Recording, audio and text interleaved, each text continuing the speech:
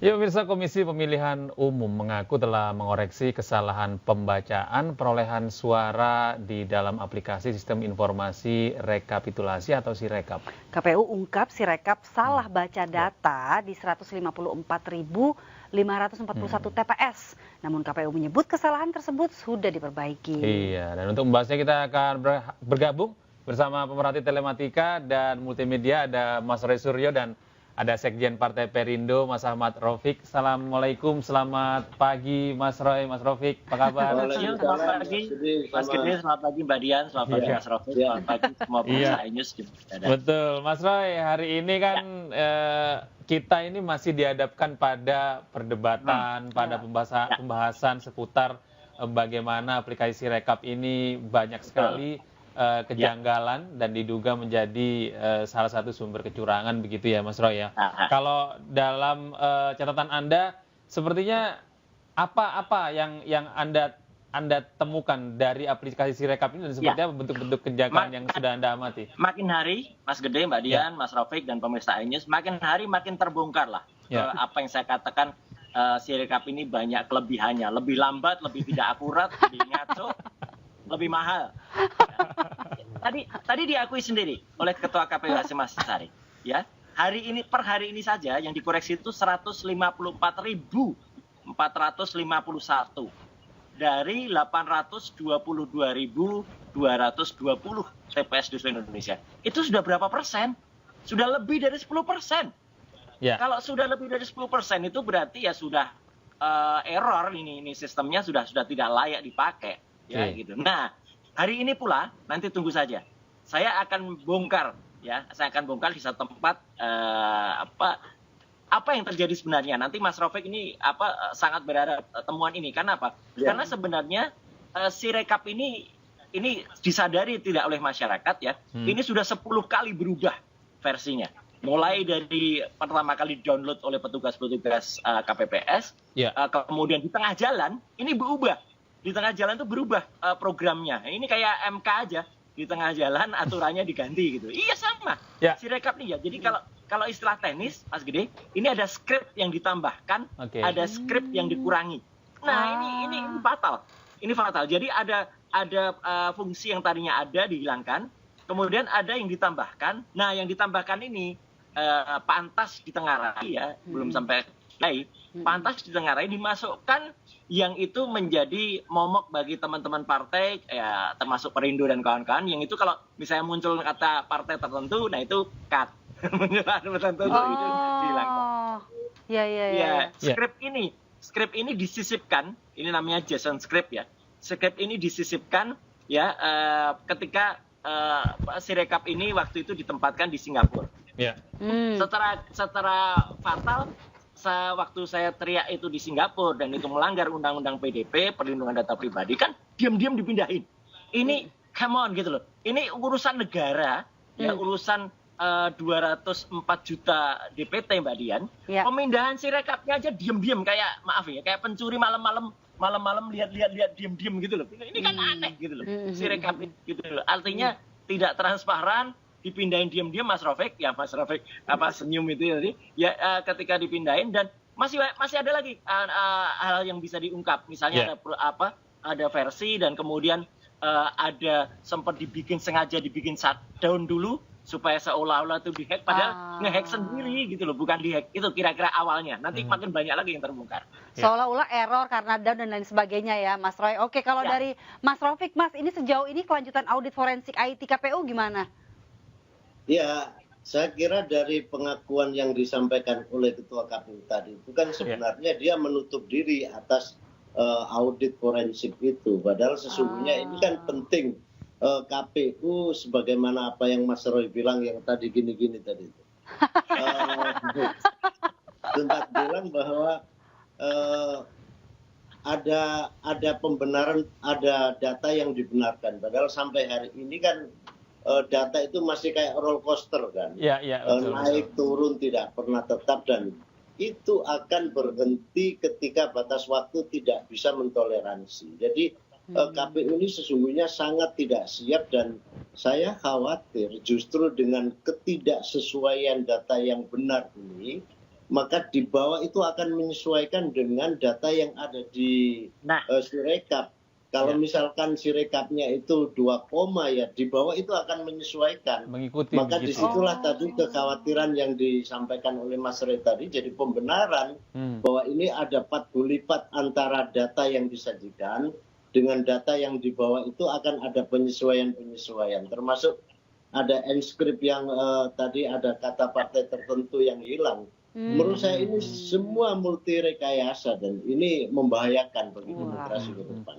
Ya, ini harus diusut tuntas dan menurut saya angket tidak hanya bicara soal pilpres tapi angket itu juga harus bicara soal pileg karena persamaan pemilu ini berjalan secara bersamaan dan data itu dari sumber yang sama. Jadi nggak bisa hanya pilpres tapi pileg juga harus diaudit, diusut secara tuntas terkait dengan perjalanan pemilu pada kali ini. Apakah ini juga terkait dengan banyaknya surat suara dari Partai Perindo yang hilang juga, Mas? Ya, misterius, ya? Partai Perindo ini termasuk partai yang korban atau dikorbankan. Karena memang upaya yang selama ini dilakukan oleh KPU tidak menunjukkan hasil, bahkan tekor di bawah itu. Jadi laporan kawan-kawan di bawah juga banyak menunjukkan suara hilang dan segala macam. Okay. Mungkin penyelenggara menyatakan bahwa tidak mungkin suara hilang, tetapi dalam sistem politik yang carut-marut seperti ini, yang sangat ugal-ugalan, nggak ada norma segala macam, semua bisa terjadi. Semua bisa mengambil, semua bisa mengurangi dan bisa berbuat apa saja karena memang transparansi dan kompetensi di dalam penyelenggara itu sama sekali tidak nampak. Ya, kita ke Mas Roy. Mas Roy, kalau Mas Rofik tadi bercerita soal kehilangan atau dihilangkannya suara atau dialihkan begitu ya. Seperti apa sih sebenarnya teknisnya, Mas Roy? Kalau Anda bisa menjelaskan. Gini, kebetulan saya sempat sih 15 tahun jadi politisi dan sekarang memang saya benar-benar sudah individu ya. Sudah bukan lagi politisi ya, sudah independen 4 tahun. Nah, itu juga pernah Mbak Dian ketawa tadi ya. Jadi artinya saya dulu bahkan kehilangan 40.000 suara. Ya. Suara saya harusnya 150.000 tapi dihilangkan menjadi 90.000. Dan waktu itu sih belum sevulgar sekarang terus terang. Caranya adalah ya dengan ini bocor alus gitu ya istilahnya. Pelan-pelan dia hari ke hari ini kan ada yang namanya perhitungan manual berjenjang. Nah ini memang kita kan mungkin maksimal caleg itu punya saksi waktu itu ya. Itu di level TPS atau mungkin di level PPD 2, PPK, PPK, kemudian PPD 1, PPD 2. Itu ya masa kita mau punya caleg dari tingkat sampai dengan provinsi atau sampai pusat kan ya costly kan. Nah, di tiap proses itu sangat mudah untuk dikurangi. Karena apa? Terus terang ini Mas Rofik pasti juga ada kerjasama tidak hanya dari para caleg, tapi dengan oknum dari penyelenggara pemilu. Saya bilang oknum ya. Oknum penyelenggara pemilu yaitu KPU daerah atau malah nanti mungkin yang ada di pusat. Karena tidak mungkin ada pemindahan bantuan mereka. Karena yang bisa membuka data, membuka tabulasi, menggeser angka, itu ya yang punya password ya mereka gitu loh. Kalau itu hacker terlalu canggih hackernya, bisa ngehacker dari bawah sampai ke atas enggak gitu. Nah, yang saya tengarai dalam sistem sikap kali ini yang luar biasanya adalah script itu memang dimasukkan oleh oknum, ini istilah teknisnya backdoor ya. Jadi sirekap.co.id ini punya backdoor yang kemudian backdoor itu ada oknum-oknum bisa masuk, makanya dia bisa mengatur. Ini kemudian digeser, ini kemudian tambahi atau itu dipatok. Misalnya suara partai sekian itu tidak akan lebih dari 17%. Suara partai sekian tidak akan lebih dari 24%. Belum Mas Gede, itu plon tertentu misalnya ya. Itu kemudian sudah langsung di atas 50%. Padahal itu perhitungannya belum ada gitu. Bahkan nanti saatnya saya bongkar. Hari pertama jam 19 malam ya. Ketika para TPS itu belum memberikan data ke server dari KPU, ini suaranya sudah ada dengan prosentase 24, 58 dan 17%.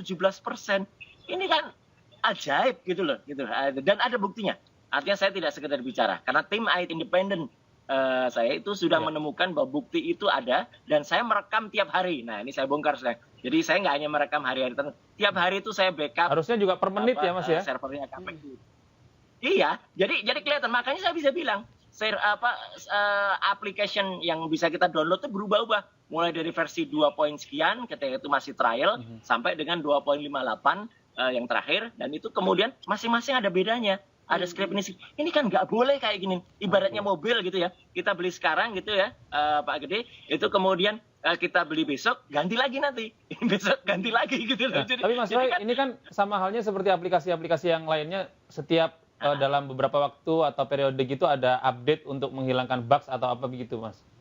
Betul. Kalau itu resmi dan diumumkan. Jadi itu harus diumumkan. Kalau ada update atau ada apa, itu harus diumumkan. Misalnya dia rilis sekian atau version sekian. Ini kan enggak. Dan kemudian terjadi perubahan itu yang terakhir itu ternyata malah mengurangi beberapa fungsi yang harusnya itu penting, justru itu dikurangi. Termasuk misalnya yang tadi diceritakan oleh Ketua KPU tadi, misalnya dia atas 300 dia cut off. Nggak ada itu. Karena apa? Karena faktanya angka 78 bisa menjadi 780. Angka 57 bisa menjadi 578. Satu TPS kok isinya lebih dari 500, satu TPS kalau isinya lebih dari 1000, dan itu tadi kan juga diakui juga, katanya itu masuk dalam di klaster-klaster. Ya di klaster tapi tetap di jumlah, gimana gitu lah, artinya tidak. Artinya saya sangat setuju tadi Mas Ahmad Raufik yang mengatakan itu harus masuk juga dalam angket audit forensik dan audit investigatif biaya yang digunakan, karena makin terungkap juga sekarang beberapa kawan-kawan akademisi di kampus ternama di Bandung itu juga mereka teriak, lo kami dulu bekerja itu sukarela lo. Kok tiba-tiba ini ada biaya gitu loh. Biayanya kemana gitu lah. Ini kan menarik banget ini. Makin banyak ICW sudah mempertanyakan, Kontras sudah mempertanyakan. Nah, teman-teman DPR nih atau teman partai nih gitu. Saya dorong aja dengan data karena saya itu sebenarnya tidak berpihak ke politik apapun.